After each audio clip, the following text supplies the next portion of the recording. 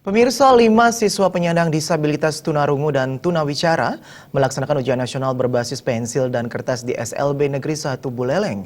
Kelima siswa tersebut mengikuti ujian nasional 3 mata pelajaran yang diujikan selayaknya siswa biasa.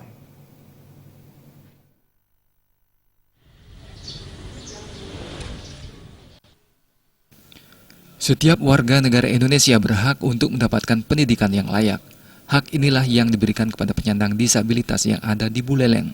Sebanyak 5 penyandang disabilitas tunarungu dan tunawicara yang menempuh pendidikan sekolah menengah atas di Sekolah Luar Biasa Negeri 1 Buleleng.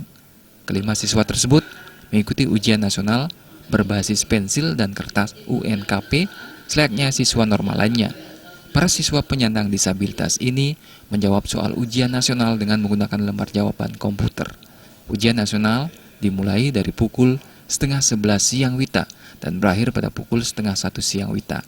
Kepala SLB Singaraja, Wean Cirte mengatakan, mata pelajaran yang diujikan dalam ujian nasional untuk sekolah luar biasa adalah bahasa Indonesia, matematika, dan bahasa Inggris. Proses pelaksanaan ujian nasional untuk penyandang disabilitas sama dengan pelaksanaan ujian nasional untuk siswa normal lainnya. Materi secara keseluruhannya ada 3. Pertama kemarin sudah dilaksanakan itu bahasa Indonesia, kemudian hari ini adalah matematika, kemudian hari besok bahasa Inggris. Sama dengan ujian umum. Ya, cuman materinya mungkin agak grade-nya tidak sama.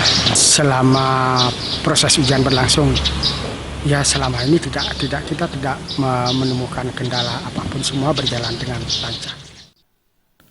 Pada tahun ajaran 2016-2017 terdapat 14 siswa sekolah menengah atas yang menempuh pendidikan formal di SLB Negeri 1 Buleleng.